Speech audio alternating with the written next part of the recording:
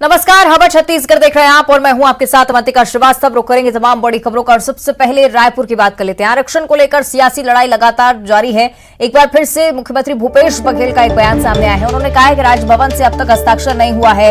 Arvind Netam, BJP बताए आरक्षण मिलना चाहिए या नहीं, बीजेपी को स्पष्ट करना चाहिए। उन्होंने कहा है कि बच्चों युवाओं के भविष्य से खिलवाड़ हो रहा है, बीजेपी को राजनीति सूझ रही है।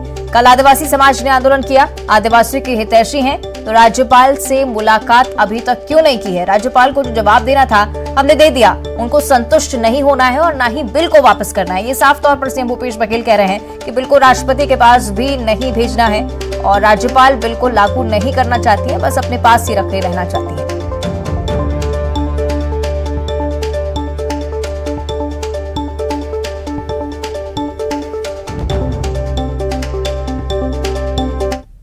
अभी तक के आया नहीं है हस्ताक्षर होके। कुछ लोगों को बयानबाजी हो रहा है।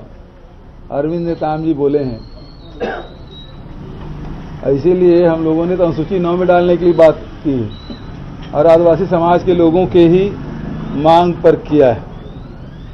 और जब संसद ने और सुप्रीम कोर्ट ने 50% की सीलिंग से वैसी पार हो गया ईडब्ल्यूएस मिला के, तो फिर इसमें अड़चन क्यों आएगी? अरविंद नेताम जी और ये भाजपा के लोग ये बताया कि ओबीसी को आरक्षण नहीं मिलना चाहिए। भाजपा के लोग बताएं इसको आरक्षण मिलना चाहिए कि नहीं मिलना चाहिए, और चुप क्यों है? तो चाहे एससी हो, चाहे एसटी हो, चाहे ओबीसी हो, चाहे ईडब्ल्यूएस हो, इसको आरक्षण मिलना चाहिए कि नहीं मिलना चाहिए? भाजपा को स्पष्ट करना चाहिए। और भारतीय जनता पार्टी के नेता कब राजभवन में कहेंगे कि हस्ताक्षर करे? क्योंकि विधानसभा में पारित किए, तो फिर दो मुंह कैसे, है ना? हमने तो पास कर दिया है, राजभवन से अटका हुआ है, भारतीय जनता पार्टी के लोग रोक रखे हैं। तो बच्चों के भविष्य के साथ खिलवाड़ हो रहा है, प्रदेश के युवाओं के साथ खिलवाड़ हो रहा है कि सारी भर्तियां रुकी हुई है, सारे एडमिशन रुके हुए हैं और इन लोगों को राजनीति सूझी है। तो ये भारतीय जनता पार्टी के दबाव में राज्यपाल हस्ताक्षर नहीं कर रही। आदिवासी समाज के द्वारा आंदोलन किया गया, लेकिन राजभवन उनसे मुलाकात भी नहीं हुई। तो आदिवासी समाज की बड़ी हितैषी बनती है राज्यपाल, तो उनसे तो कम से कम मिल लेते, उनसे भी नहीं मिले। ऐसा है, उसको जो जवाब देना था हमने जवाब दे दिया। अब उसको तो अब ये है कि संतुष्ट होना नहीं है, तो फिर दूसरे प्रश्न होंगे, फिर जवाब दूंगा, फिर उसको संतुष्ट होना नहीं है, फिर तीसरे बार लिखेगी। मतलब वो वापस करना नहीं है, बिल को वापस करना नहीं है, राष्ट्रपति को भेजना नहीं है, खुद रखेगी तो लोग आलोचना करेंगे, तो बहाना। तो मैंने प्रश्न पूछा है तो प्रश्न को उत्तर दे दिया गया।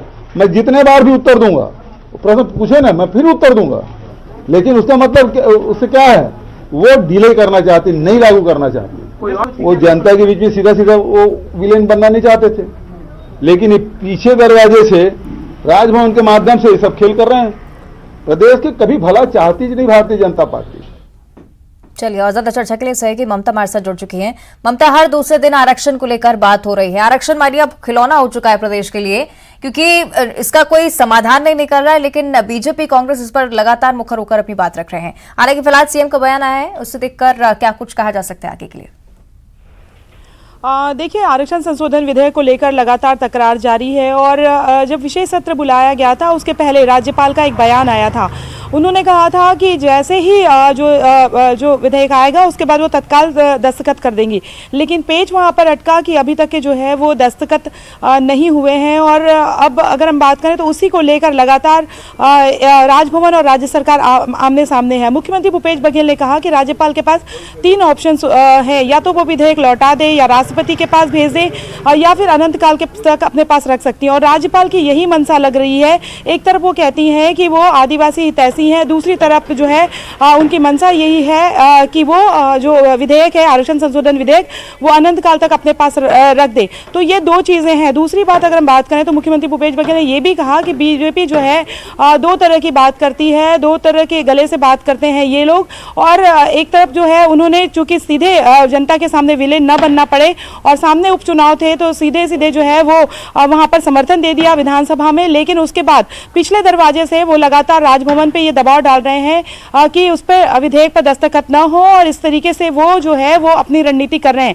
यानी कि दो तरह से बीजेपी है। आदिवासियों के सामने वो बयान दे रहे हैं कि वो आरक्षण के समर्थन में है, लेकिन उनकी रणनीति ये है कि किसी भी तरीके से जो है वो आरक्षण का जो फायदा है वो आदिवासी और जो अदर्स जो समाज है उसको ना मिल पाए। और इसी को लेकर जो है वो राज्य सरकार लगातार बीजेपी पे और राजभवन पे जो है सवाल पूछ रही है।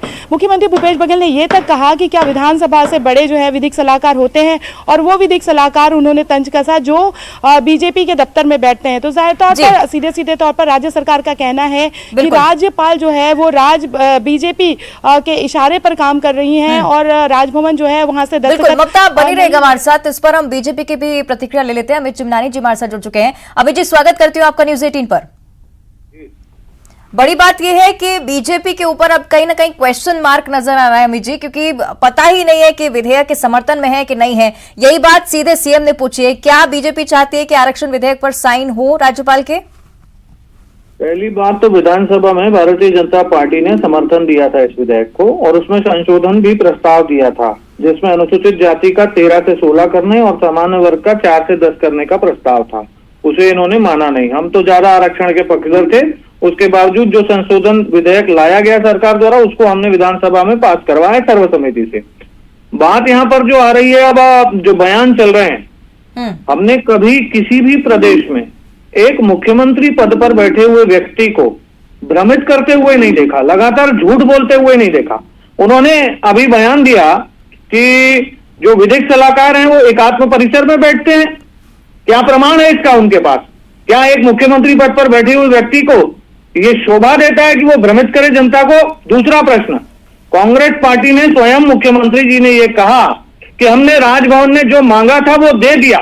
एक बार नहीं 10 बार उन्होंने कहा है, लेकिन राजभवन को उन्होंने जवाब दिया ही नहीं है। क्वांटिफाइबल आयोग की डाटा रिपोर्ट मांगी गई थी, नहीं दी गई। बाकी प्रश्न जो पूछे गए थे उसका जवाब भी नहीं दिया गया है। इसकी पुष्टि राजभवन ने की है। तो एक मुख्यमंत्री अगर स्वयं झूठ बोल रहा है तो उस सरकार की नीयत क्या है, इसमें तो अब कोई अंदेशा बचा ही नहीं। ठीक है अमित जी, कांग्रेस की बात अगर परे रखते हैं, अगर बात सर्व आदिवासी समाज की भी की जाए तो उनकी तरफ से भी यही सवाल लगातार सामने आ रहा है कि अगर विधानसभा में समर्थन था बीजेपी का तो अभी तक राजभवन क्यों नहीं पहुंचे या राज्यपाल से क्यों नहीं गुहार लगाई कि सिग्नेचर कर दीजिए? पहली बात तो जब आदिवासियों का आरक्षण छिना कांग्रेस सरकार की नाकामी की वजह से, पूरे प्रदेश में चक्का जाम किसने किया? एक भी दिन भारतीय जनता पार्टी का अनुसूचित जनजाति मोर्चा बैठा नहीं। पूरे प्रदेश में धरना प्रदर्शन आंदोलन, और राज्यपाल के पास भी हम ही गए थे कि जनजाति समाज का आरक्षण छीन लिया गया है। और 2012 में भी जनजाति समाज को आरक्षण भाजपा ने ही दिया, 20 से 32 भाजपा ने ही किया। तो ये बात भाजपा से पूछने की जरूरत नहीं है। सवाल ये है कि आरक्षण को लटकाने के लिए मुख्यमंत्री को झूठ क्यों बोलना पड़ रहा है? सवाल चलिए ठीक है, देखना होगा क्या कुछ प्रतिक्रिया इस पर अब कांग्रेस की तरफ से सामने आती है। शुक्रिया आपका अमित जी, और ममता आपका भी बहुत बहुत धन्यवाद।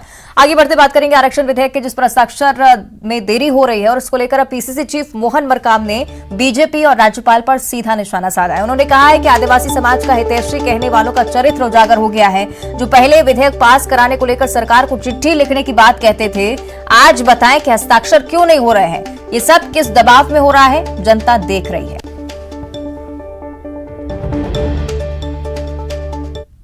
ये अपने आप को आदिवासी समाज का हितैषी कहने वाले लोग आज उनका चाल और चरित्र प्रदेश और देश के सामने उजागर हो गया है। कल तक कहते थे कि हम चिट्ठी लिखते थे सरकार को कि आप विधानसभा में बिल पास करिए, हम तत्काल दस्तखत करेंगे। आज उसी समाज के लोग मिलने जाते हैं और उन समाज के लोगों से नहीं मिलना, इससे बड़ा दुर्भाग्य और क्या हो सकता है। किनके दबाव में ये सब हो रहा है, ये देश की जनता, प्रदेश की जनता देख रही है। और आदिवासी आरक्षण पर राजभवन सत्ताधारी दल के सीधे निशाने पर है। आरक्षण विधेयक को लेकर आदिवासियों से राज्यपाल के नहीं मिलने पर मंत्री कवासी लखमा ने तंज कसा। उन्होंने कहा है कि राज्यपाल के पद का दुरुपयोग हो रहा है, बीजेपी इस पद का दुरुपयोग कर रही है। आपको बता दें कि साथ ही आरक्षण विधेयक पर भी हस्ताक्षर नहीं करने पर कवासी लखमा ने राज्यपाल पर निशाना साधा। कहा कि राज्यपाल एक साथ कई रोल अदा कर रहे हैं।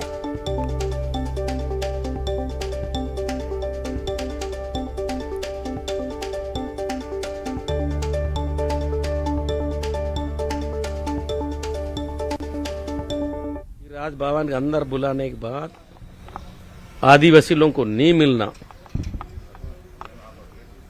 इससे शर्मिंदा कितना बड़ा होगा,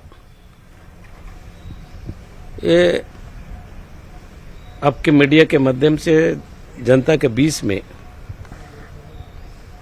ये ठीक मैसेज नहीं गया। राज्यपाल एक संवैधानिक पद में है, पहला बार छत्तीसगढ़ में ऐसा हो रहा है। एक राज्यपाल सुप्रीम कोर्ट का भी रोल कर रही है। और इधर पूर्व मंत्री केदार कश्यप ने